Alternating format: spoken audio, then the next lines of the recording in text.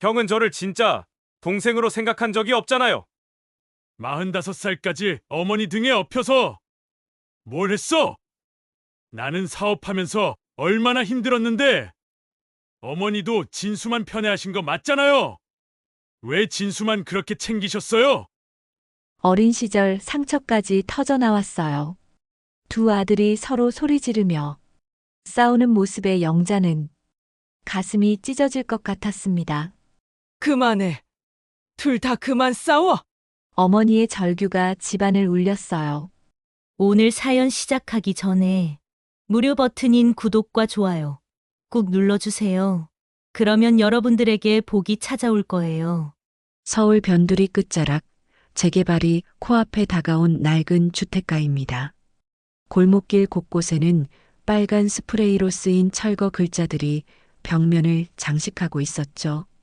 대부분의 집들이 문을 걸어 잠그고 떠났지만 그 중에서도 유독 정갈하게 관리되고 있는 2층 양옥집 한 채가 눈에 띕니다.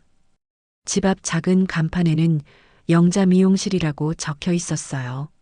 페인트가 벗겨진 간판이지만 아직도 손님들의 발길이 끊이지 않았습니다.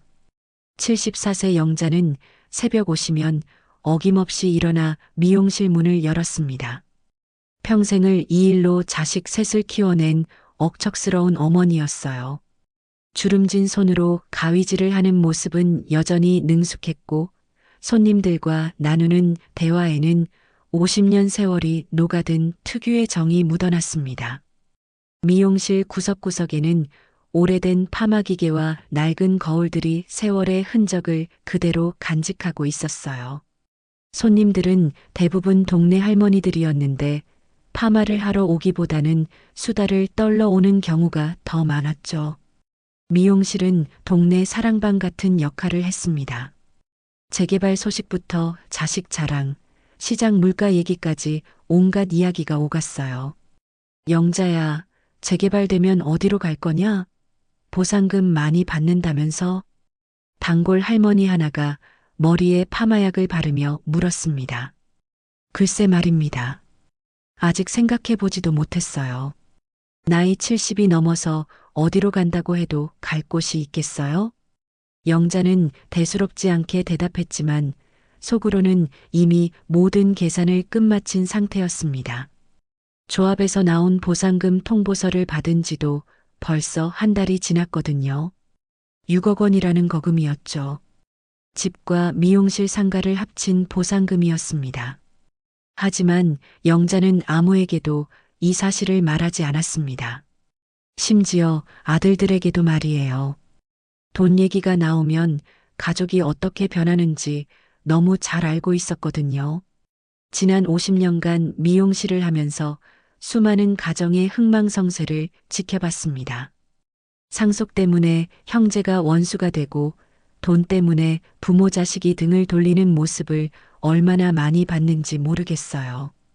오후 2시가 되면 영자의 막내 아들 진수가 택배 일을 잠시 멈추고 점심을 먹으러 집에 왔습니다. 45세인 진수는 아직 결혼도 못하고 어머니와 함께 살고 있었어요. 키 185cm의 어깨는 넓었지만 어딘지 모르게 소극적인 성격이었습니다. 말수가 적고 자신의 감정을 잘 드러내지 않았어요. 진수는 늘 성실했습니다. 새벽 4시에 일어나서 밤 9시까지 택배를 배송하고 주말에도 쉬지 않고 일했어요. 하루에 200개가 넘는 택배를 배송하면서도 한 번도 불평하지 않았습니다. 그럼에도 불구하고 경제적으로는 넉넉하지 못했어요. 택배 일만으로는 결혼할 돈을 모으기가 쉽지 않았거든요. 어머니, 오늘 배송량이 많아서 점심 늦었어요. 아파트 단지에 새로 이사 온 사람들이 많네요. 그래, 고생이 많다. 밥 차려놨으니까 빨리 먹어라. 진수는 늘 그랬듯이 혼자서 조용히 점심을 먹었습니다. 영자는 미용실에서 손님 머리를 감겨주며 아들의 뒷모습을 바라봤어요. 45이나 된 아들이 아직도 혼자라는 게 마음 아팠지만 그렇다고 뭐라고 할 수도 없었습니다. 진수는 연애에 소극적이었거든요. 영자는 진수를 볼 때마다 복잡한 감정이 들었습니다. 미안함과 안쓰러움, 그리고 말할 수 없는 비밀 하나가 가슴 깊은 곳에 자리 잡고 있었거든요. 진수가 다른 형제들과는 어딘지 다르다는 걸 누구보다 잘 알고 있었어요. 주말 저녁이 되면 장남 진호가 가족을 데리고 찾아왔습니다. 50세인 진호는 중소기업을 운영하는 사장이었어요. 겉으로 보기에는 꽤 성공한 사업가 같았죠. 늘 깔끔한 정장을 입고 100만 원짜리 시계를 차고 수입차를 몰고 다녔거든요. 진호의 아내는 명품 가방을 들고 다녔고 두 자녀는 모두 사립학교에 다녔습니다. 어머니, 몸은 괜찮으세요? 요즘 미용실 손님도 많이 줄었죠? 그럭저럭 살만하지. 나이 먹으면 뭐 하나하나 다 아픈 법이야. 하지만 진호에게는 남들이 모르는 심각한 고민이 있었습니다. 사업이 생각만큼 잘 되지 않았어요. 겉으로는 성공한 사업가인 척했지만 실제로는 빚더미에 앉아 있었습니다. 은행 대출금만 해도 5억 원이었고 사채까지 손을 댄 상태였어요. 매달 이자만 갚기도 벅찼습니다. 최근에는 거래처에서 물건값을 받지 못해서 자금 사정이 더욱 악화되었어요. 직원들 월급도 밀리기 시작했고 집 전세 보증금마저 빼서 사업에 투입한 상태였습니다. 아내는 가게 사정이 어려워진 걸 눈치채고 있었지만 진호는 괜찮다고 버텼어요. 가족들이 모인 저녁 식탁은 겉으로는 화목해 보였습니다. 진호의 아내와 고등학생인 딸, 중학생인 아들, 그리고 영자와 진수까지 모두 둘러앉아 밥을 먹는 모습은 평범한 가정의 모습이었어요. 하지만 속을 들여다보면 각자 다른 걱정을 안고 있었습니다. 대화의 내용은 늘 똑같았습니다. 진호는 사업 얘기, 돈 얘기만 했어요. 요즘 경기가 너무 안 좋아요. 은행에서 대출금리도 또 올린다고 하고 원자재 값은 계속 오르고 있어서 정말 힘들어요. 중국에서 들어오는 부품 가격도 2배로 뛰었어요. 그러게 돈 버는 게 쉬운 일이 아니지. 요즘 뉴스 보니까 다들 어렵다고 하더라. 영자는 건성으로 맞장구를 쳤습니다. 진수는 묵묵히 밥만 먹었어요. 형의 사업 얘기는 자신과는 다른 세상 얘기 같았거든요. 억대의 사업 자금이나 대출 얘기는 택배 일을 하는 자신에게는 너무나 먼 얘기였어요.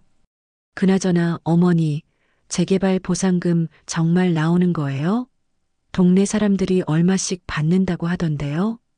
진호가 슬쩍 물었습니다. 영자의 젓가락이 잠시 멈췄어요. 아직 정식으로 나온 것도 아닌데 벌써부터 그런 걸 물어보니? 아니, 그냥 궁금해서요. 이 동네 집값이 얼마나 올랐는지 아세요? 평당 1,000만 원은 넘을 거예요. 어머니 집이랑 미용실까지 합치면 상당할 텐데요. 진호는 계속해서 재개발 얘기를 꺼냈습니다. 보상금이 얼마나 나올지, 새로 이사갈 곳은 어디로 정할지, 남은 돈은 어떻게 관리할지, 어떤 투자를 할지까지 구체적으로 물어봤어요. 마치 이미 계획을 다 세워둔 것처럼 말했습니다. 진수는 형이 하는 말을 들으면서도 별다른 관심을 보이지 않았습니다. 어차피 자신과는 상관없는 일이라고 생각했거든요. 어머니의 재산은 당연히 큰형 몫이라고 여겼어요. 자신은 그저 어머니 곁에서 돌봐드리는 것만으로도 충분하다고 생각했습니다. 영자는 아들들의 서로 다른 반응을 지켜보며 속으로 깊은 한숨을 쉬었어요. 진호는 너무 노골적이고 진수는 너무 무관심했습니다. 둘 다 자신의 진짜 마음을 모르고 있었어요. 우리 집은 늘 이렇게 조용한 척하지만 속은 다 썩어 있구나. 영자는 속마음을 꾹 눌러 담았습니다. 가족들 앞에서는 아무렇지 않은 척했지만 혼자 있을 때면 복잡한 생각들이 머릿속을 어지럽혔어요. 곧 터질 폭탄을 안고 있는 기분이었습니다. 밤 11시가 넘어 진호 가족이 돌아간 후 영자는 서랍 깊숙이 숨겨둔 서류들을 꺼내봤습니다. 재개발 조합에서 온 보상금 통보서에는 6억 원이라는 숫자가 선명하게 적혀 있었어요. 집과 상가를 합친 보상금이었습니다. 그런데 그 밑에는 또 다른 서류들이 있었습니다. 몇십 년 전 낡은 부동산 계약서들과 병원 서류들, 그리고 누렇게 바랜 사진 한 장까지요. 사진 속에는 젊은 시절의 영자와 이정태라는 남자가 함께 서 있었습니다. 그 남자는 진수의 친부였어요.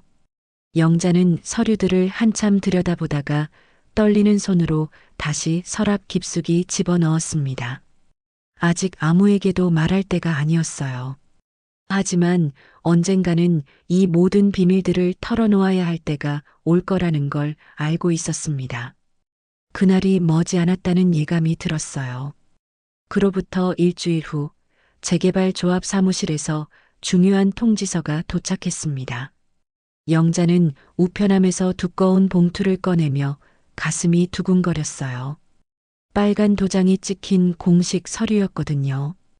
봉투를 뜯어보니 예상했던 대로 보상금 확정 통지서였습니다. 총 6억 원, 집 4억 원과 미용실 상가 2억 원이라고 선명하게 적혀 있었어요. 하지만 영자가 정말 놀란 건 따로 있었습니다. 보상금을 받을 때 필요한 서류 목록에 부동산 등기부등본과 공동소유자 동의서가 포함되어 있었거든요. 공동소유자라는 말에 가슴이 철렁했어요. 설마 하는 마음으로 등기소에 가서 등기부등본을 때려봤는데 역시나 예상은 맞았습니다. 미용실 상가 건물 지분 30%가 이정태 명의로 되어 있었던 거예요. 25년 전 미용실을 확장할 때 급하게 돈이 필요했었는데 그때 이정태가 3천만 원을 빌려주면서 나중에 갚을 때까지 명의를 일부 넘겨받았던 겁니다. 워낙 급한 상황이었고 이정태를 믿었기 때문에 대충 넘어갔던 일이었어요. 그런데 진수가 태어나고 상황이 복잡해지면서 그 돈을 갚지 못한 채로 시간이 흘러버렸습니다. 이제 보상금을 받으려면 이정태의 도장과 동의서가 반드시 필요했어요. 영자는 집으로 돌아와 오래된 전화번호부를 뒤적였습니다. 이정태와는 진수가 태어난 후로 의도적으로 연락을 끊었었거든요.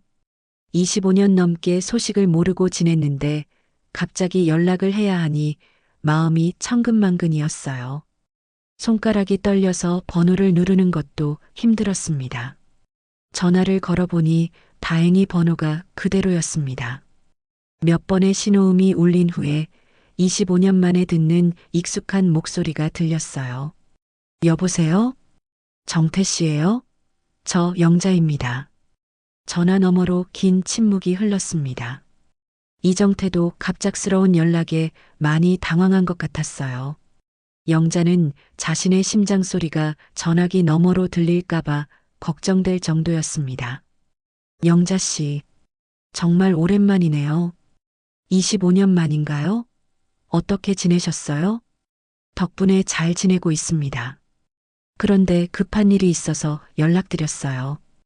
미용실 상가 명예건 때문인데 혹시 시간 되실 때 한번 만날 수 있을까요? 이정태는 잠시 고민하는 듯 했습니다. 영자는 가슴이 터질 것 같았어요. 그럼 내일 오후 2시에 만날까요? 장소는 버스터미널 근처 청솔찻집이면 어떨까요? 한편 진호는 며칠 전부터 어머니의 이상한 행동을 예리하게 관찰하고 있었습니다. 평소에 집에서만 지내던 어머니가 자주 외출을 하고 전화통화도 방문을 닫고 몰래 하는 것 같았거든요. 특히 재개발 관련 서류들을 밤늦게 자꾸 뒤적이는 모습이 수상했어요. 진호의 사업 상황은 절망적이었습니다. 주요 거래처인 대형마트에서 3억 원 상당의 대금을 6개월째 받지 못하고 있었고 은행에서는 더 이상 대출 연장이 불가능하다는 통보를 받았어요. 이번 주 금요일까지 원금 1억 원을 상환하지 못하면 부도 처리된다는 최후 통첩까지 받은 상태였습니다. 진호는 밤잠을 설치며 계산기를 두드려 봤지만 답이 나오지 않았어요. 마지막 희망은 어머니의 재개발 보상금 뿐이었습니다. 6억 원만 있으면 모든 문제가 해결될 텐데 어머니는 왜 자꾸 미루고 있는 걸까요? 진호는 아내 미영에게도 솔직히 털어놓지 못하고 있었어요. 집 전세 보증금 2억 원을 이미 사업 자금으로 몰래 빼서 써버렸다는 사실을 어떻게 말할 수 있겠어요?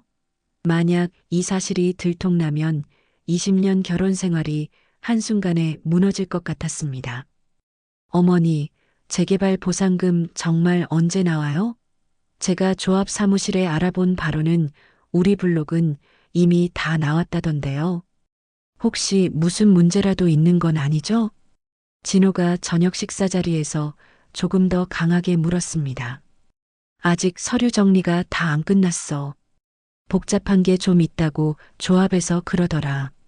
급한 게 아니니까 기다려라.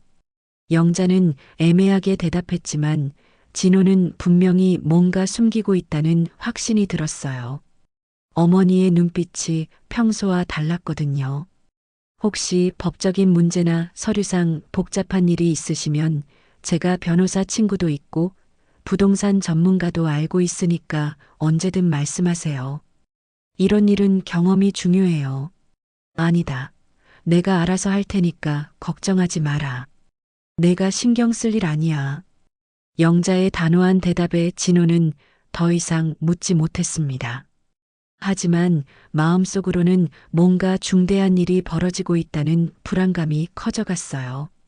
그날 밤 새벽 2시 진호는 잠이 오지 않아서 거실을 서성이고 있었습니다. 화장실을 가는 척하며 살그머니 어머니 방 앞을 지나가는데 방 안에서 나지막한 전화 통화 소리가 들렸어요.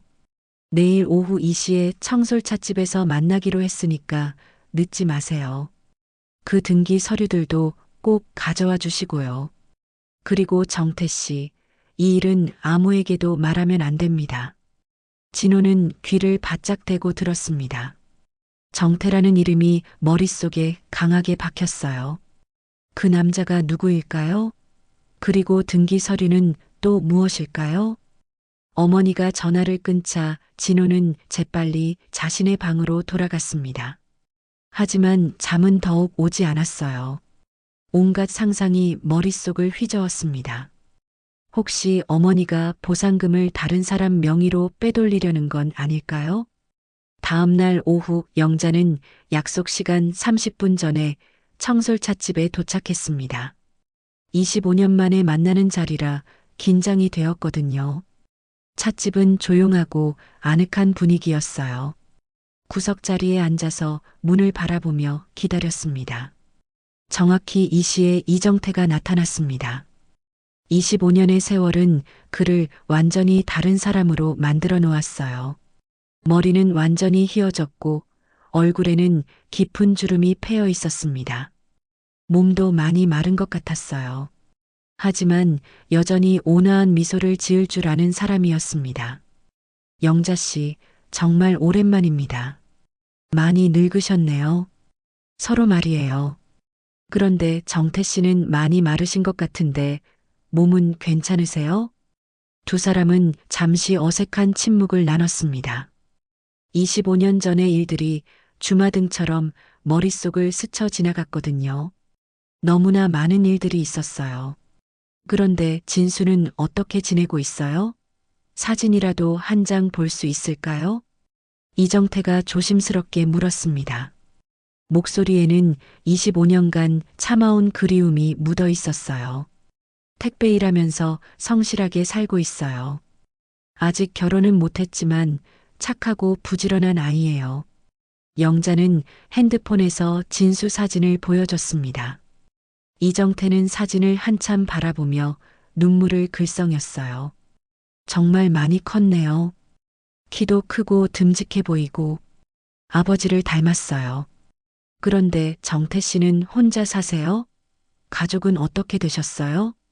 이정태의 표정이 갑자기 어두워졌습니다. 아내는 15년 전에 교통사고로 세상을 떠났고 아들, 딸은 다 결혼해서 멀리 살고 있어요. 지금은 혼자 살고 있습니다. 그리고 이정태는 잠시 망설이더니 충격적인 말을 꺼냈습니다. 사실 저한테 큰 병이 있어요. 췌장암 말기예요. 의사가 길어야 3개월이라고 했어요. 그 순간 찻집 문이 열리며 진호가 나타났습니다. 진호는 어머니를 몰래 뒤따라온 것이었어요. 어머니와 낯선 남자가 진지하게 대화를 나누는 모습을 보며 뭔가 수상하다는 생각이 들었습니다. 진호는 찻집 구석자리에 몸을 숨기고 어머니와 낯선 남자의 대화를 엿들었습니다. 거리가 멀어서 정확한 내용은 들리지 않았지만 두 사람이 매우 진지하게 이야기를 나누고 있다는 것만은 분명했어요. 특히 어머니가 서류 뭉치를 건네는 모습이 눈에 띄었습니다.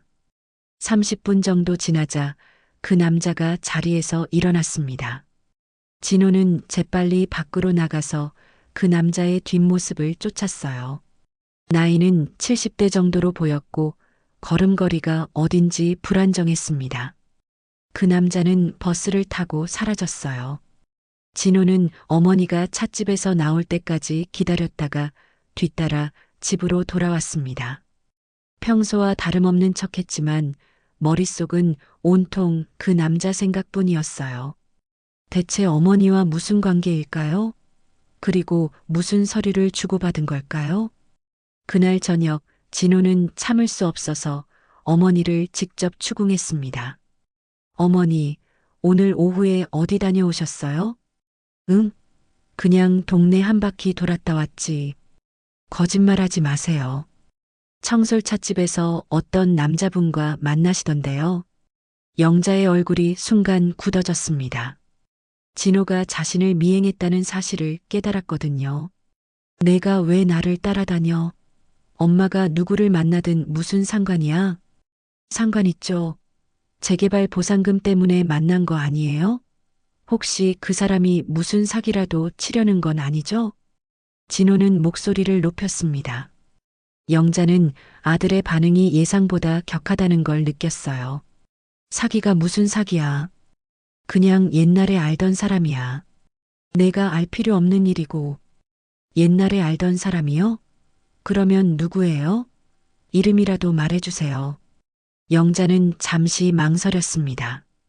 이정태라는 이름을 말할 수는 없었어요. 이정태라는 사람이야. 미용실 일로 도움을 받은 적이 있어서 인사차 만난 거다. 진호는 그 이름을 마음속에 새겨두었습니다. 나중에 알아봐야겠다고 생각했어요. 그런데 어머니, 보상금은 정말 언제 받으시는 거예요? 저한테도 급한 일이 있어서 그러는데요. 급한 일이 뭔데? 진호는 잠시 주저했습니다. 사업 실패 이야기를 할 수는 없었어요. 아무것도 아니에요. 그냥 궁금해서요. 하지만 영자는 아들의 표정에서 뭔가 심각한 일이 있다는 걸 눈치챘습니다. 진호의 얼굴이 며칠 전부터 계속 어두웠거든요. 한편 진수는 형과 어머니가 큰 소리로 이야기하는 것을 들었지만 별로 신경 쓰지 않았습니다. 어차피 자신과는 상관없는 일이라고 생각했거든요. 오히려 요즘 배송량이 늘어나서 그것 때문에 머리가 아팠어요. 그런데 며칠 후 진수는 우연히 이상한 일을 목격했습니다. 동네 부동산에서 나오는 진호의 모습을 본 것이었어요. 진호는 부동산 사장과 뭔가 진지하게 이야기를 나누고 있었습니다. 진수는 궁금해서 부동산 사장에게 물어봤어요. 사장님, 우리 형이 여기 왜 왔었어요? 아, 진수 씨 형님이요? 이 동네 시세 알아보러 왔더라고요. 재개발 보상금 받으면 어디로 이사 갈지 알아보신다면서요. 진수는 이상했습니다. 어머니는 아직 보상금을 받지도 않았는데 왜 형이 미리 알아보고 다니는 걸까요? 그날 밤 진수는 어머니에게 조심스럽게 물어봤습니다. 어머니, 형이 부동산에서 집 알아보고 다닌다던데 보상금 나오면 어디로 이사 가실 거예요? 영자는 깜짝 놀랐습니다. 진호가 벌써부터 이사 계획을 세우고 있다는 걸 몰랐거든요. 그런 얘기 한 적 없는데 내 형이 뭘 알아본다고 하던? 시세도 알아보고 괜찮은 집도 알아본다고 하던데요. 그런데 어머니, 보상금 받으면 우리도 따로 살아야 하는 건가요? 영자는 진수의 불안한 표정을 보며 마음이 아팠습니다. 무슨 소리야? 너는 엄마랑 계속 살아야지. 내가 어디 가면 엄마는 어떡해? 그 다음 날 진호는 변호사 사무실을 찾아갔습니다. 대학 동기인 변호사 김철수에게 상황을 설명했어요. 상속이 아니라 생전 증여나 명예 이전 같은 게 가능할까? 어머니 명의로 된 재산을 내 명의로 옮기는 방법이 있을까? 김철수는 진호의 다급한 표정을 보며 의아해했습니다. 왜 갑자기 그런 생각을 해? 어머니 연세가 많지도 않은데. 사업상 필요해서 그래. 어머니도 나이가 있으시니까 미리 정리해두는 게 좋을 것 같아서. 김철수는 잠시 생각하더니 말했습니다. 증여세 문제도 있고 무엇보다 본인 동의가 있어야 해. 그런데 진호야, 혹시 사업에 무슨 문제라도 생긴 거야? 진호는 대답하지 않았습니다. 하지만 김철수는 오랜 친구의 표정에서 심각한 상황임을 직감했어요. 일단 방법을 알아볼게. 그런데 급한 일이라면 차라리 대출을 받는 게 나을 것 같은데? 대출은 이미 한계야. 다른 방법이 없어. 진호는 변호사 사무실을 나오며 마지막 카드를 꺼내기로 결심했습니다. 어머니를 직접 설득해야겠다고 생각했어요. 그날 저녁 진호는 어머니와 단둘이 앉아서 진지한 대화를 시도했습니다. 어머니, 제가 솔직히 말씀드릴 게 있어요. 사실 사업이 많이 어려워졌어요. 보상금으로 좀 도와주실 수 있을까요? 영자는 이미 예상하고 있던 일이었습니다. 얼마나 어려운데? 많이 어려워요. 이번 달 안에 해결하지 못하면 정말 큰일 나요. 진호는 자세한 내용은 말하지 않았지만 절망적인 표정으로 어머니를 바라봤습니다. 영자는 큰 한숨을 쉬었습니다. 진호의 사업이 어렵다는 건 이미 알고 있었어요. 하지만 보상금 중 상당 부분이 이미 다른 용도로 정해져 있다는 걸 말할 수는 없었습니다. 진호야, 엄마가 도와주고 싶은 마음은 굴뚝 같지만 보상금도 아직 언제 나올지 모르겠고 또 나와도 다 내 거는 아니야. 무슨 말씀이세요? 다 어머니 명의인데요. 명의는 내 명의지만 진수도 생각해야지. 그 아이도 내 아들이야. 진호의 표정이 순간 일그러졌습니다. 진수요? 진수는 지금까지 어머니께 뭘 해드린 게 있어요?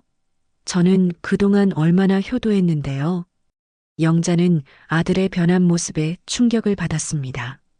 돈 이야기가 나오자 진호가 완전히 다른 사람이 된 것 같았어요. 진호야, 그런 식으로 말하는 게 아니야. 형제간에 그러면 안 되지. 어머니가 진수만 편애하시는 건 예전부터 알고 있었어요. 그런데 이제 재산까지 진수 생각하시는 거예요? 진호는 목소리를 높였습니다.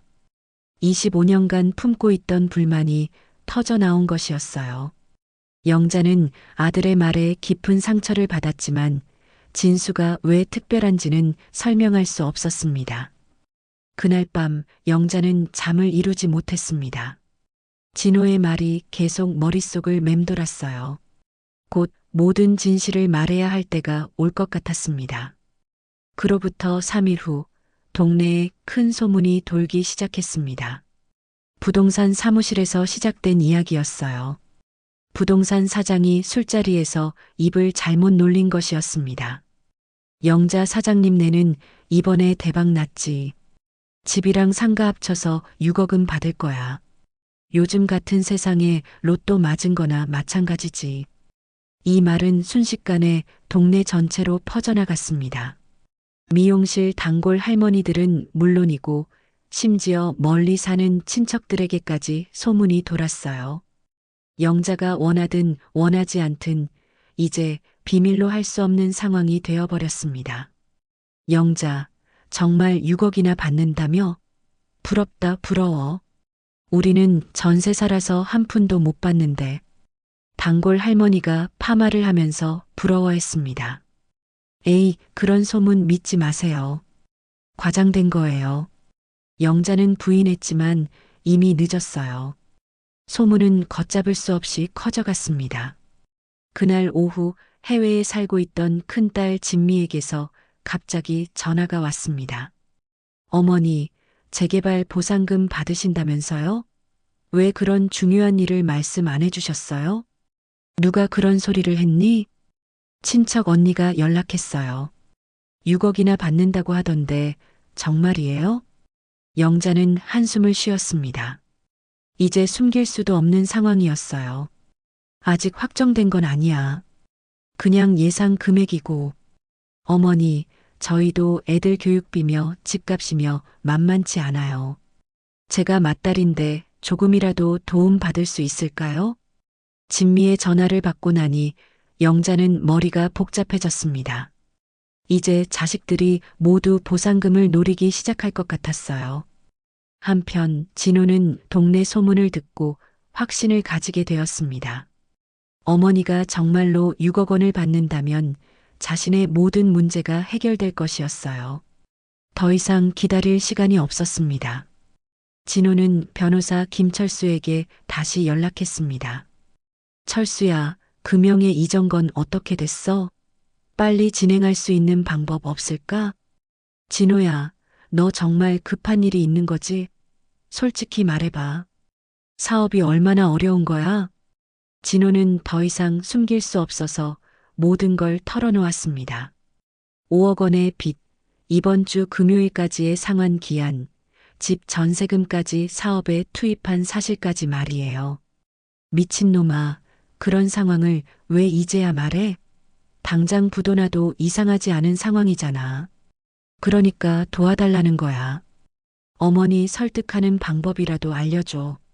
김철수는 잠시 생각하더니 위험한 제안을 했습니다.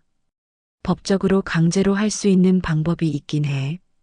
어머니가 치매나 판단력 저하로 재산 관리가 어렵다는 진단서를 받으면 성년후견인 신청을 할 수 있어.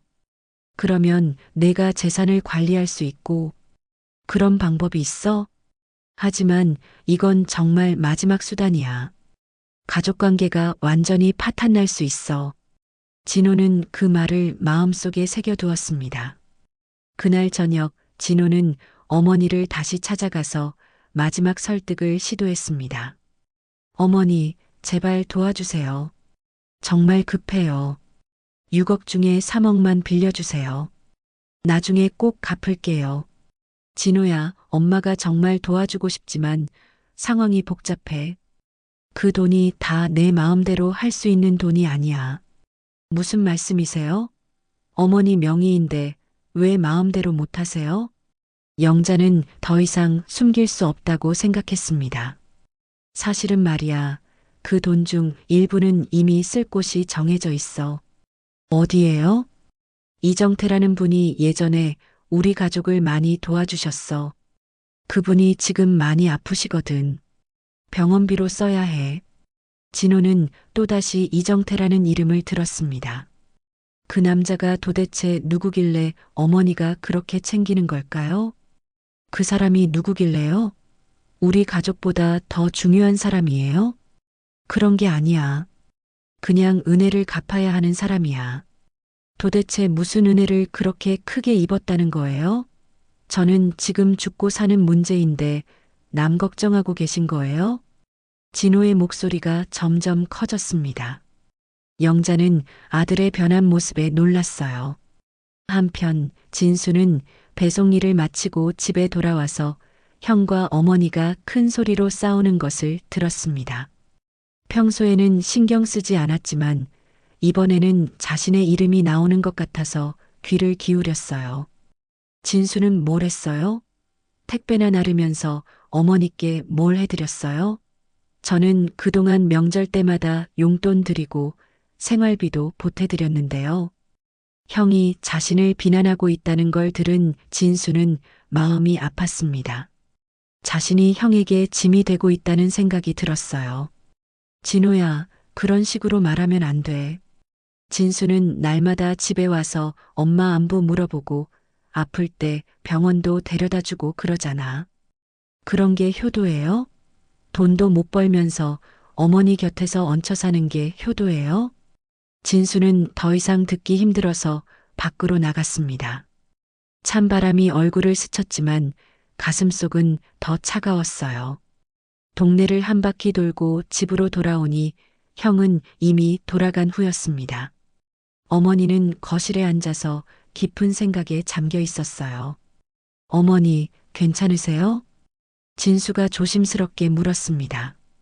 괜찮다. 너는 신경 쓰지 마라. 형이 저 때문에 화낸 거죠?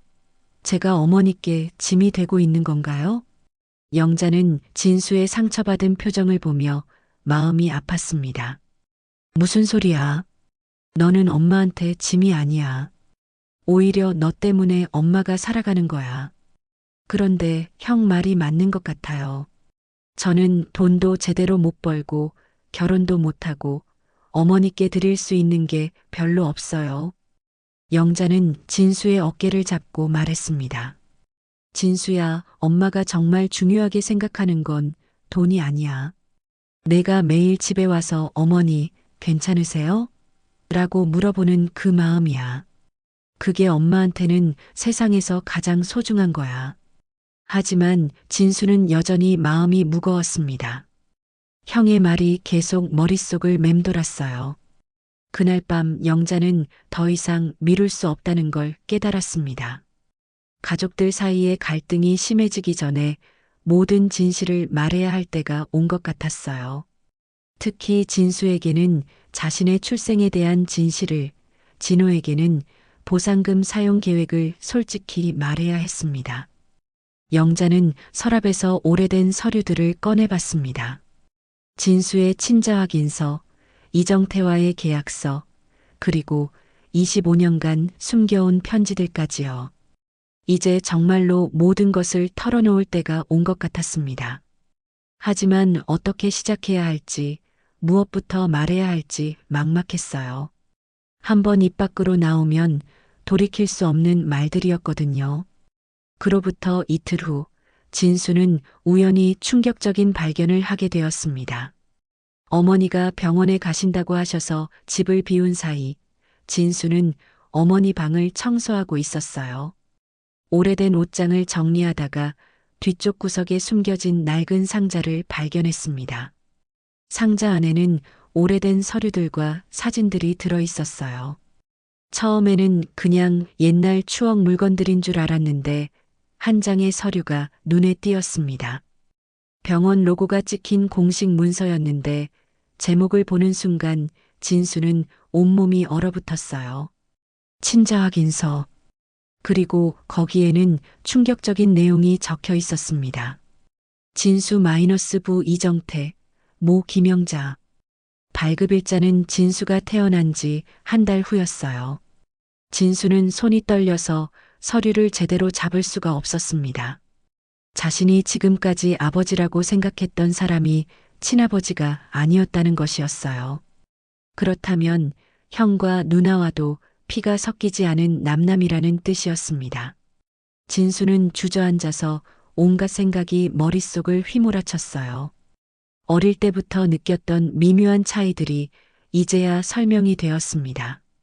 왜 어머니가 자신만 유독 챙겼는지, 왜 형과 누나와는 어딘지 다른 느낌이었는지 말이에요. 그때 또 다른 서류가 눈에 들어왔습니다. 부동산 계약서였는데 계약자 이름이 이정태로 되어 있었어요. 미용실 상가 지분 30%를 이정태가 소유하고 있다는 내용이었습니다. 날짜를 보니 자신이 태어나기 1년 전이었어요. 진수는 모든 퍼즐이 맞춰지는 느낌이었습니다. 어머니가 며칠 전 만났던 그 남자가 바로 이정태, 자신의 친아버지였던 것이에요. 그리고 재개발 보상금 문제도 이 때문에 복잡해진 것이었습니다. 진수는 서류들을 다시 상자에 넣고 원래 자리에 두었습니다. 하지만 마음은 정리되지 않았어요. 45년간 믿어왔던 모든 것들이 한순간에 무너져 내린 기분이었습니다. 그날 저녁 어머니가 병원에서 돌아왔습니다. 진수는 평소와 다름없는 척하며 저녁을 차렸지만 어머니를 바라보는 시선이 달라졌어요. 어머니, 병원에서 뭐라고 하셨어요? 별일 아니야. 그냥 정기 검진 받고 왔다. 영자는 아들의 표정이 평소와 다르다는 걸 눈치챘지만 별다른 의미를 두지 않았어요. 한편 진호는 자신의 마지막 카드를 꺼낼 준비를 하고 있었습니다. 변호사 김철수와 함께 어머니의 재산을 법적으로 관리할 수 있는 방법을 찾고 있었거든요. 어머니가 최근에 이상한 행동을 많이 하셨어. 모르는 사람과 만나기도 하고 중요한 결정을 혼자 내리려고 하고 나이도 있으시고 해서 걱정이 돼. 진호는 변호사에게 어머니의 상황을 과장해서 설명했습니다. 그 정도로는 성년후견인 신청이 쉽지 않을 것 같은데 좀 더 구체적인 증거가 필요해. 그럼 어떻게 해야 해? 일단 어머니께 정신과 검진을 받게 해봐. 만약 인지 능력에 문제가 있다는 진단이 나오면 가능할지도 몰라. 진호는 그 방법을 마음에 새겨두었습니다. 그날 밤 진호는 집에 돌아와서 어머니와 마지막 대화를 시도했습니다. 어머니, 정말 마지막으로 부탁드려요. 제발 도와주세요. 3일 후면 정말 끝이에요. 진호의 절박한 모습에 영자는 마음이 흔들렸습니다. 진호야, 정말 어쩔 수 없다면 조금이라도 도와주고 싶지만 지금 상황이 복잡해서 그래. 뭐가 그렇게 복잡해요? 그 이정태라는 사람 때문이에요? 진호가 이정태 이름을 직접 거론하자 영자는 깜짝 놀랐어요. 내가 어떻게 그 이름을? 어머니가 그 사람과 만나는 걸 봤어요. 대체 누구예요? 우리 가족보다 더 중요한 사람이에요? 영자는 더 이상 숨길 수 없다고 생각했습니다. 그분은 진수 아버지야. 그 말을 들은 순간 진호는 머리가 하얗게 되었습니다. 뭐라고요? 진수 아버지요? 무슨 말씀이세요? 진수 친아버지가 이정태라는 분이야. 내 아버지가 돌아가시고 나서 만난 사람이고 진호는 이 말이 무슨 뜻인지 바로 이해했습니다. 진수가 이복 동생이 아니라 완전히 다른 아버지를 둔 이복 동생이라는 뜻이었어요. 그럼 진수는 우리 아버지 아들이 아니라는 거예요? 그렇지. 하지만 내가 낳은 아들이니까 내 동생인 건 마찬가지야. 진호는 충격에서 벗어나자 이상한 기대감이 들었습니다. 진수가 친동생이 아니라면 상속에서도 제외될 수 있지 않을까 하는 생각이 들었거든요. 그럼 재산은 당연히 저와 누나가 나눠받는 거죠? 진수는 법적으로 상속권이 없잖아요. 영자는 아들의 차가운 반응에 놀랐습니다. 진호야, 그런 식으로 생각하면 안 돼. 진수도 내가 키운 아들이야. 하지만 법적으로는 다르잖아요. 그리고 그 이정태라는 사람이 재산도 있으면 진수는 그쪽에서 받으면 되고요. 그 사람은 지금 병으로 많이 아프셔. 재산도 별로 없어? 그래도 어머니, 이제 좀 현실적으로 생각하세요. 저는 지금 정말 급해요. 진호의 말에 영자는 깊은 실망을 느꼈습니다. 아들이 이렇게 차가운 사람이었나 싶었어요. 한편 진수는 자신의 방에서 모든 대화를 들었습니다. 얇은 벽을 사이에 두고 어머니와 형이 자신에 대해 이야기하는 것을 들은 것이었어요. 진수는 이제 모든 진실을 알게 되었습니다. 자신의 출생 비밀뿐만 아니라 형이 자신을 어떻게 생각하고 있는지까지 말이에요. 진수는 가슴이 아팠습니다. 형이 자신을 진짜 동생으로 생각한 적이 없었다는 걸 깨달았거든요. 그리고 어머니가 그동안 얼마나 힘들었을지도 이해가 되었어요. 그날 밤 진수는 잠들지 못하고 밤새 생각했습니다. 이제 어떻게 해야 할까요? 모른 척 해야 할까요? 아니면 어머니와 솔직하게 이야기해야 할까요? 그리고 무엇보다 자신의 친아버지인 이정태를 만나봐야 할까요? 25년간 한 번도 보지 못한 아버지를 말이에요. 진수는 복잡한 감정에 휩싸였습니다. 분노와 슬픔, 그리고 묘한 궁금함이 뒤섞여 있었어요. 45년간 믿어왔던 모든 것이 거짓이었다는 충격도 컸지만 한편으로는 그동안의 의문들이 해결되는 느낌이기도 했습니다. 새벽이 되어서야 진수는 결심했습니다. 어머니와 솔직하게 이야기해 보기로 한 것이에요. 그리고 가능하다면 자신의 친아버지도 만나보고 싶었습니다. 다음 날 아침 진수는 배송 일을 나가기 전에 어머니와 마주 앉았습니다. 밤새 고민한 끝에 내린 결심이었어요. 어머니, 제가 알게 된 게 있어요. 영자는 아들의 진지한 표정을 보며 가슴이 두근거렸습니다. 뭘 알게 됐다는 거니? 진수는 잠시 망설이다가 조심스럽게 입을 열었습니다. 제 친아버지가 따로 있다는 걸 알았어요. 이정태라는 분이시죠? 영자는 마치 벼락을 맞은 것처럼 굳어졌습니다. 어떻게 알게 된 걸까요? 내가 어떻게... 어머니 방을 청소하다가 우연히 서류를 봤어요. 친자 확인서가 있더라고요. 영자는 깊은 한숨을 쉬며 고개를 숙였습니다. 25년간 숨겨온 비밀이 드러난 순간이었어요. 미안하다, 진수야. 엄마가 너한테 거짓말을 한 셈이지. 왜 말씀 안 해주셨어요? 저는 45년 동안 모르고 살았는데 말할 수가 없었어. 내 형이랑 누나한테 미안하기도 하고 너한테도 상처가 될까봐 그랬어. 진수는 어머니의 마음을 이해할 수 있었습니다. 하지만 동시에 서운함도 컸어요. 그분은 지금 어떻게 지내세요? 영자는 이정태의 상황을 솔직하게 말했습니다. 췌장암 말기라는 것, 혼자 살고 있다는 것, 그리고 진수를 보고 싶어 한다는 것까지 모두 털어놓았어요. 한번 만나보고 싶어요. 진수의 말에 영자는 망설였습니다. 그분이 많이 아프시거든. 그리고 갑자기 나타나면 놀라실 수도 있고. 괜찮아요. 저도 제 친아버지가 어떤 분인지 궁금해요. 영자는 고민 끝에 이정태에게 연락하기로 했습니다. 어차피 언젠가는 만나야 할 일이었거든요. 한편 진호는 변호사 김철수와 함께 어머니의 재산관리 방안을 구체적으로 논의하고 있었습니다. 어머니가 최근에 정말 이상해. 모르는 남자와 비밀 만남을 가지고 중요한 재산 문제를 혼자 결정하려고 해. 인지 능력에 문제가 있는 것 같아. 진호는 어머니 상황을 더욱 과장해서 설명했습니다. 그럼 일단 정신과 검진부터 받게 해봐. 그리고 최근의 이상 행동들을 구체적으로 기록해둬. 나중에 증거로 쓸 수 있어. 알겠어. 그런데 시간이 별로 없어. 이번 주 안에 해결해야 해. 그렇게 급하면 다른 방법도 있어. 가압류 신청을 해보는 거야. 어머니가 재산을 함부로 처분하지 못하게 막는 거지. 가압류요?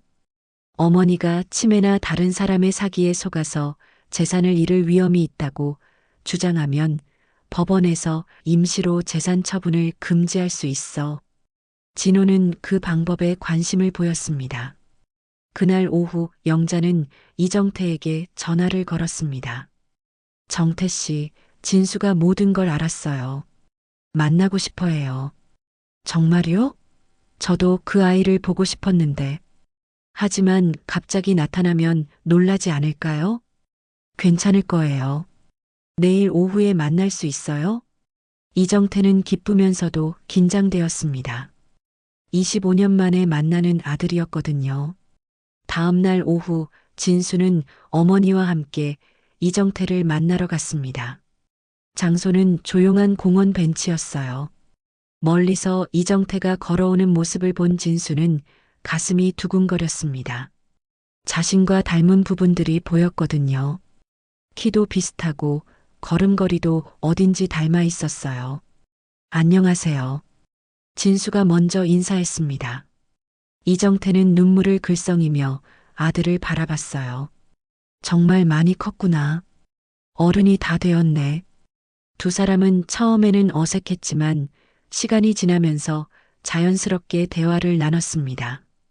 이정태는 그동안 진수를 보고 싶었던 마음, 멀리서나마 안부를 궁금해했던 이야기들을 털어놓았어요. 아버지는 왜 그동안 나타나지 않으셨어요? 이정태는 잠시 망설이다가 솔직하게 말했습니다. 내 어머니가 어려운 상황에서 너를 혼자 키우고 있었어. 내가 나타나면 더 복잡해질 것 같았거든. 그리고 내가 행복하게 자라는 모습을 보니까 그냥 지켜보는 게 낫겠다고 생각했어. 진수는 아버지의 마음을 이해할 수 있었습니다. 지금은 어떻게 지내세요? 이정태는 자신의 병 이야기를 했습니다. 시간이 많지 않다는 것, 그래서 죽기 전에 진수를 꼭 보고 싶었다는 것을 말했어요. 그리고 이정태는 중요한 이야기를 꺼냈습니다. 사실 미용실 상가 지분이 내 명의로 되어 있어. 원래는 내 어머니한테 돈을 빌려드린 담보였는데 시간이 지나면서 그냥 두게 됐지. 이번에 재개발 보상금을 받으려면 내 동의가 필요해. 진수는 그제야 상황을 완전히 이해했습니다. 그럼 보상금 일부는 아버지 몫이네요. 그렇지. 하지만 나는 그 돈이 필요하지 않아. 어차피 시간도 많지 않고 대신 한 가지 부탁이 있어. 뭔가요? 내가 병원비로 쓰고 있는 돈이 있어. 그 돈만 빼고는 전부 내 어머니께 드릴 거야. 하지만 내 몫까지 합쳐서 너한테 조금이라도 남겨주고 싶어. 진수는 아버지의 마음에 감동했습니다.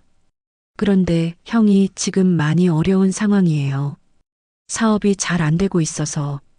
이정태는 잠시 생각하더니 말했습니다. 그것도 안타깝지만 내가 내 아들이니까 너를 먼저 생각할 수밖에 없어. 그동안 못해준 게 너무 많거든. 그 시각 진호는 변호사 사무실에서 가압류 신청서를 작성하고 있었습니다. 어머니의 재산을 보호한다는 명목이었지만 실제로는 자신이 통제하기 위한 목적이었어요. 어머니가 모르는 사람과 재산 관련 약속을 하고 있어. 사기당할 위험이 커. 진호는 거짓말을 해가며 신청서를 완성했습니다. 내일 법원에 제출하면 빠르면 모레쯤 결정이 날 거야. 그날 저녁 진수와 영자가 집에 돌아왔을 때 진호가 기다리고 있었습니다. 어디 다녀오셨어요? 진수 아버지 만나고 왔어. 진호는 차가운 표정으로 물었습니다. 그래서 뭘 결정하셨어요? 재산 문제 말이에요. 아직 구체적으로 정하지 않았어.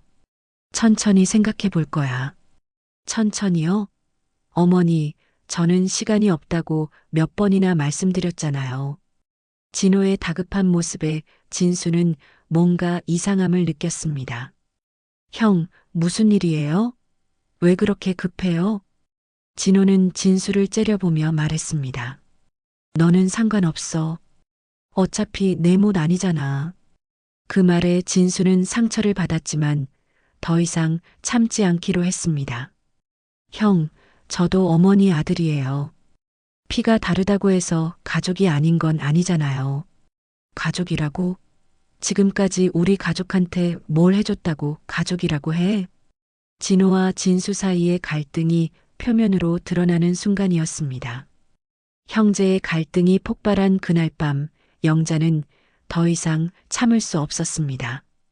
진호와 진수가 서로 소리를 지르며 싸우는 모습을 보니 가슴이 찢어질 것 같았어요. 74년을 살아오면서 이렇게 마음 아픈 일은 없었습니다. 그만해. 둘 다 그만 싸워. 영자가 큰 소리로 외쳤습니다. 하지만 두 아들은 멈추지 않았어요. 오히려 더 격하게 감정을 토해내고 있었습니다. 형은 저를 진짜 동생으로 생각한 적이 없잖아요. 피가 다르다고 해서 가족이 아닌 건 아니라고요. 그러면서 가족이라고 하지 마세요. 진수가 25년간 쌓인 서운함과 분노를 모두 쏟아냈습니다. 목소리가 떨리고 있었어요. 동생? 동생이면 형한테 도움이라도 돼야 하는 거 아니야? 너는 45살까지 어머니 등에 업혀서 대체 뭘 했어? 나는 사업하면서 얼마나 힘들었는데 너는 택배나 나르면서 편하게 살았잖아. 진호도 지금까지 참았던 말들을 쏟아냈습니다. 수십 년간 억눌렀던 감정들이 한꺼번에 터져 나왔어요. 진호야, 그런 말하는 게 아니야. 진수도 나름대로 열심히 살았어. 영자가 말렸지만 이미 돌이킬 수 없는 선을 넘어버렸어요. 어머니도 이제 솔직히 말씀하세요. 진수만 편애하신 거 맞잖아요. 제가 어릴 때부터 얼마나 서러웠는지 아세요? 왜 진수만 그렇게 챙기셨어요? 대체 이유가 뭐예요? 진호의 목소리에는 어린 시절부터 쌓인 원망과 상처가 그대로 담겨 있었습니다. 그는 정말 오랫동안 이 감정을 혼자 끌어안고 살아왔던 것이에요. 그 순간 영자는 더 이상 숨길 수 없다고 결심했습니다. 아들들이 이렇게 싸우는 모습을 보니 모든 진실을 말해야겠다는 생각이 들었어요. 진호야, 내가 정말 알고 싶다면 다 말해줄게. 하지만 듣고 나서 후회하지 마라. 25년간 숨겨온 이야기니까. 영자는 떨리는 목소리로 진실을 털어놓기 시작했습니다. 진수가 태어났을 때 너는 고등학교 1학년이었어. 그때 내 아버지는 이미 돌아가신 후였고 엄마는 혼자서 너희 3남매를 키우고 있었지. 돈도 없고 의지할 곳도 없었어.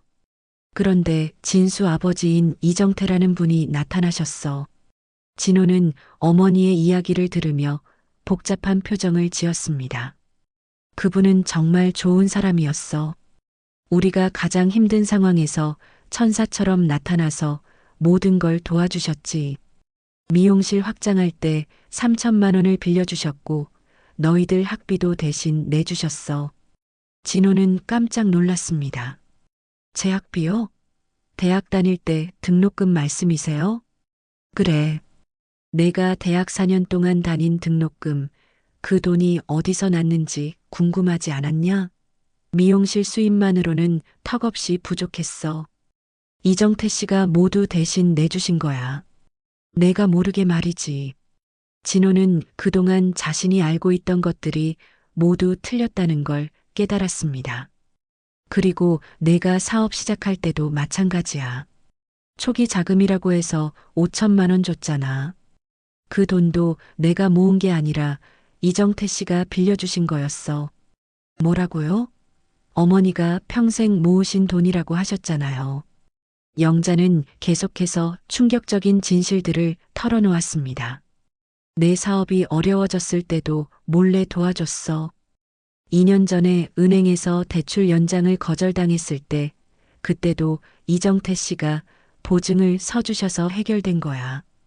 1년 전에 거래처에서 돈을 안 줘서 부도날 뻔했을 때도 그분이 도와주셨고. 진호는 말문이 막혔습니다.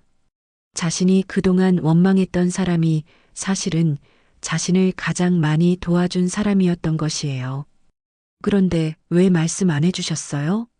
왜 저한테 숨기셨어요? 이정태 씨가 그러지 말라고 하셨어. 내가 부담스러워할까봐, 자존심 상할까봐 걱정하셨거든. 그분은 항상 너희들 기분을 먼저 생각하시는 분이야. 영자는 더욱 놀라운 이야기를 계속했습니다. 그리고 내가 모르는 게 또 있어. 내 집 전세 보증금 2억 원, 그거 내가 몰래 사업 자금으로 빼서 쓴 거 다 알고 있어. 진호는 얼굴이 하얗게 되었습니다. 아내에게도 말하지 않은 비밀이었거든요. 어떻게 알고 계셨어요? 부동산에서 연락이 왔어. 전세 보증금이 갑자기 빠져나갔다고. 집주인이 이상하게 여겨서 확인해 보니까 내가 빼간 거더라고. 그때 얼마나 놀랐는지 몰라. 진호는 충격에 주저앉을 뻔했습니다. 그 돈도 이정태 씨가 대신 채워주셨어. 내 아내 미영이가 모르게 말이야. 그분이 내 가정이 무너지면 안 된다고 하셔서. 어머니, 정말 모든 걸 알고 계셨던 거예요? 은행에서도 계속 연락이 왔어. 내 대출금 상환이 연체되고 있다고.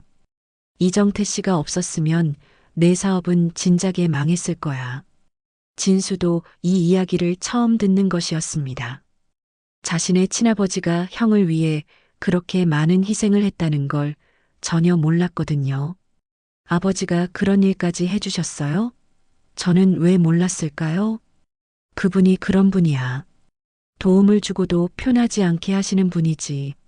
진수, 너도 모르게 내 형을 위해서 그렇게 많은 일을 해주셨어. 영자는 눈물을 흘리며 계속 말했습니다. 그분은 진수를 위해서라면 뭐든 하시는 분이야. 하지만 진수만이 아니라 우리 가족 모두를 진짜 가족처럼 생각해 주셨어. 25년 동안 한 번도 대가를 바라지 않으시고. 진호는 자신이 얼마나 잘못 생각했는지 깨달았습니다. 무릎을 꿇고 어머니 앞에 엎드렸어요. 어머니, 죄송합니다. 제가 정말 잘못 생각했어요. 저는 정말 나쁜 놈이에요. 그런데 영자는 더욱 충격적인 말을 했습니다. 하지만 진호야, 이정태 씨가 이제 얼마 못 사신대. 췌장암 말기래. 의사가 길어야 2개월이라고 했어. 진수는 아버지의 시한부 선고 이야기를 다시 듣게 되었습니다. 그분이 죽기 전에 마지막으로 바라는 게 진수와 함께 시간을 보내는 거야. 그래서 보상금 중 2억 원은 그분 병원비와 진수를 위해 써야 해. 그게 그분께 받은 은혜를 갚는 길이야. 진호는 이제야 모든 상황을 완전히 이해했습니다. 어머니가 보상금을 쉽게 줄 수 없었던 이유, 이정태라는 사람과의 깊은 관계, 그리고 자신이 지금까지 받은 수많은 도움들까지 모든 것이 명확해졌어요. 그날 밤 진호는 변호사 김철수에게 급하게 전화를 걸었습니다. 철수야, 가압류 신청 당장 취소해줘. 왜 갑자기? 무슨 일이야? 내가 모든 걸 완전히 잘못 알고 있었어. 어머니를 고발한 게 아니라 은인을 고발한 셈이야. 빨리 취소해줘. 하지만 김철수는 이미 서류를 제출한 상태였습니다. 미안해, 진호야. 오늘 오후에 이미 법원에 정식으로 제출했어. 내일 아침에 결정이 날 예정이야. 지금은 취소하기 어려울 것 같은데. 진호는 급하게 법원에 연락을 시도했지만 이미 업무 시간이 끝난 후였어요. 밤새 잠을 이루지 못했습니다. 다음 날 아침 9시 법원에서 가압류 결정문이 나왔습니다. 영자 명의의 모든 재산에 대한 처분 금지 명령이었어요. 이제 영자는 보상금을 받아도 법원 허가 없이는 자유롭게 사용할 수 없게 되었습니다. 영자는 우편으로 온 법원 서류를 받고 깊은 충격을 받았습니다. 진호야, 이게 대체 뭐냐? 진호는 어머니 앞에 무릎을 꿇고 머리를 조아렸습니다. 어머니, 정말 죄송합니다. 제가 어제 모든 진실을 알기 전에 어리석게 신청한 거예요. 취소하려고 했는데 이미 늦었어요. 영자는 아들에 대한 깊은 실망감을 느꼈습니다. 내가 엄마를 법원에 고발한 거냐? 25년간 키워준 엄마를? 그게 아니에요. 저는 정말 몰랐어요. 이정태 씨가 우리 가족을 그렇게 도와주신 줄, 제가 그분 덕분에 살아왔다는 걸 전혀 몰랐다고요. 하지만 이미 일은 벌어진 후였습니다. 법적 절차가 시작된 이상 쉽게 되돌릴 수 없었어요. 그날 오후 갑자기 병원에서 연락이 왔습니다. 이정태가 응급실에 실려왔다는 소식이었어요. 상태가 급격히 악화되어 위험한 상황이라고 했습니다. 영자와 진수 그리고 진호까지 모두 병원으로 달려갔습니다. 중환자실에 누워있는 이정태는 의식이 희미했어요. 의사는 가족들을 불러서 말했습니다. 시간이 많지 않습니다. 마지막 인사를 나누세요. 진수는 병상에 누운 아버지의 차가운 손을 잡았습니다. 아버지, 저예요. 진수예요. 이정태는 힘들게 눈을 뜨고 아들을 바라봤습니다. 진수야, 너를 제대로 키우지 못해서 미안하다. 하지만 내가 이렇게 좋은 사람으로 자라줘서 정말 고맙다. 아버지는 저희를 위해 너무 많은 일을 해주셨어요. 형 도와주신 것도 다 알았어요. 정말 감사해요. 이정태는 진수의 손을 꼭 잡으며 마지막 힘을 내어 말했습니다. 진수야, 내 형을 원망하지 마라. 그 사람도 많이 힘들었을 거야. 사람은 누구나 실수를 해. 그리고 내 어머니를 평생 잘 모셔드려라. 이정태가 세상을 떠난 지 한 달이 지났습니다. 장례는 조용히 치렀지만 그가 남긴 메시지는 가족들의 마음속에 깊이 새겨졌어요. 특히 진호에게는 평생 잊을 수 없는 교훈이 되었습니다. 법원의 가압류 문제를 해결하기 위해 진호는 변호사와 함께 취하 신청서를 제출했습니다. 다행히 가압류 신청자가 직접 취하하는 것이어서 복잡한 절차 없이 해결될 수 있었어요. 어머니, 정말 죄송합니다. 제가 어리석었어요. 진호는 어머니 앞에서 진심으로 사과했습니다. 이제 됐다. 내가 깨달았으니까 그것만으로도 충분해. 영자는 아들을 용서했지만 마음의 상처는 쉽게 아물지 않았어요. 재개발 보상금 6억 원이 드디어 나왔습니다. 영자는 이정태와의 약속대로 돈을 사용하기로 했어요. 먼저 진호의 남은 빚 1억 원을 정리해 주었습니다. 진호야, 이제 다시 시작해라. 하지만 이번에는 욕심내지 말고 차근차근 해.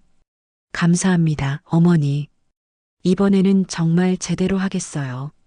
진호는 사업 규모를 줄이고 안정적으로 운영하기로 결심했습니다.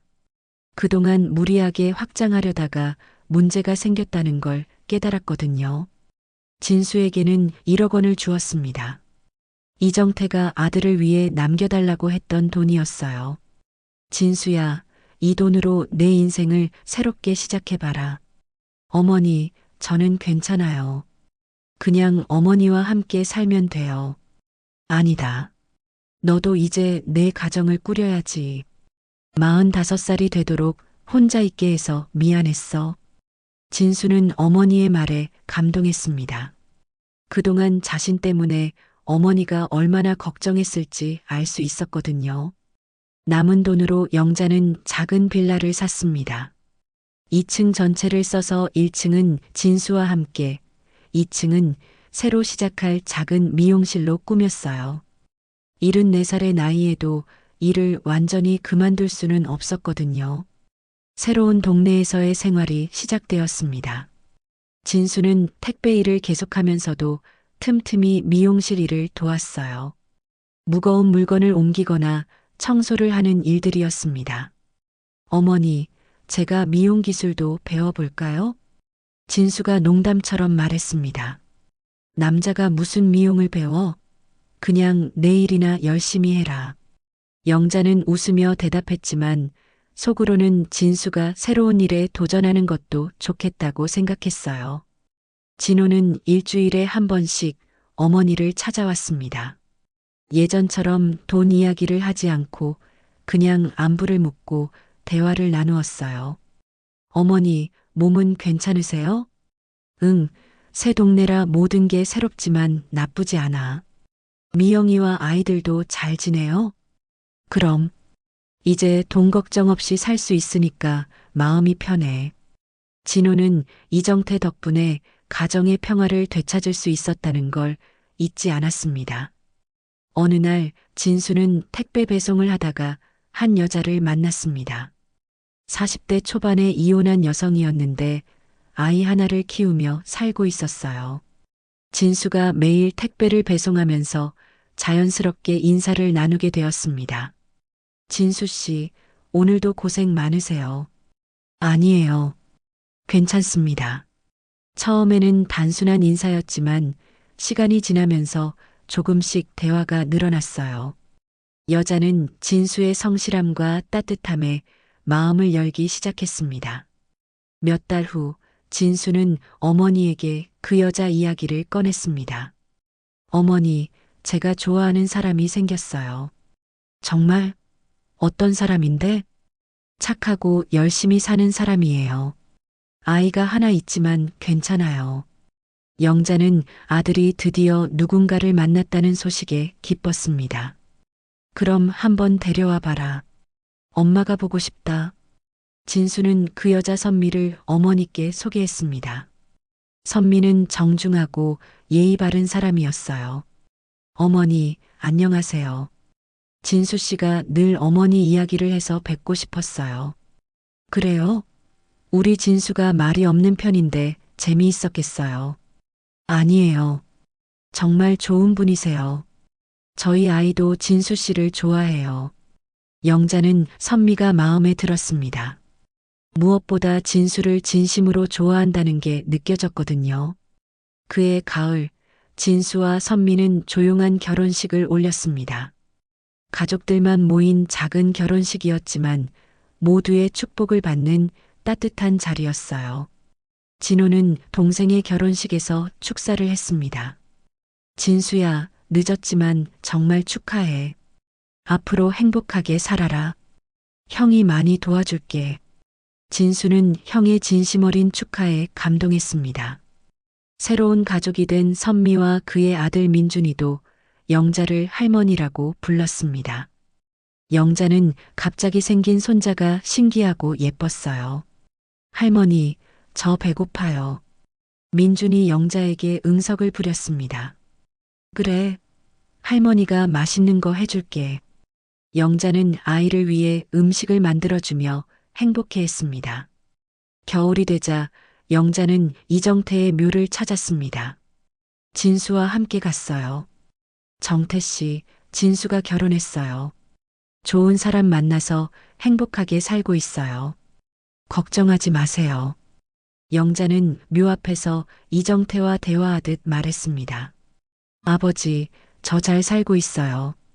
형과도 사이가 좋아졌고 새 가족도 생겼어요. 고마웠어요. 진수도 아버지 묘 앞에서 감사 인사를 드렸습니다. 그해 연말 온 가족이 모였습니다. 진호 가족, 진수 가족, 그리고 영자까지 모두 함께 저녁을 먹었어요. 어머니, 올해 정말 많은 일이 있었네요. 진호가 회상하며 말했습니다. 그러게. 하지만 모든 게 잘 해결되어서 다행이야. 영자는 가족들을 바라보며 흐뭇했습니다. 이제 우리는 진짜 가족이 되었어요. 진수가 말했습니다. 피가 섞였든 안 섞였든 상관없어. 우리는 언제나 가족이었어. 영자는 두 아들을 번갈아 보며 말했습니다. 그래. 가족이라는 건 피보다는 마음이 더 중요한 거야. 창밖으로는 재개발로 새롭게 변한 옛 동네가 보였습니다. 높은 아파트들이 들어서 있었어요. 예전 모습은 찾을 수 없었지만 그곳에서 만들어진 추억들은 여전히 가족들의 마음속에 살아 있었습니다. 영자는 새로운 집 거실에 앉아 가족 사진을 바라봤습니다. 진호 가족, 진수 가족, 그리고 자신까지 모두 함께 찍은 사진이었어요. 달라진 건 집뿐만이 아니었습니다. 가족의 모습도 서로를 바라보는 마음도 모두 달라졌어요. 하지만 그 변화는 더 나은 방향이었습니다. 진수는 이제 더 이상 어머니의 짐이 아니라 든든한 버팀목이 되었고, 진호는 돈보다 가족의 소중함을 깨달았습니다. 그리고 영자는 두 아들이 모두 행복하게 사는 모습을 보며 마음의 평화를 찾았어요. 저녁 해가 지고 있었습니다. 영자는 창가에 앉아 하늘을 바라보며 조용히 중얼거렸습니다. 정태 씨, 고마웠어요. 덕분에 우리 가족이 진짜 가족이 될 수 있었어요. 그리고 미소를 지으며 새로운 내일을 기다렸습니다. 더 많은 이야기로 다시 찾아올게요. 구독과 좋아요, 댓글은 무료이며 큰 힘이 됩니다.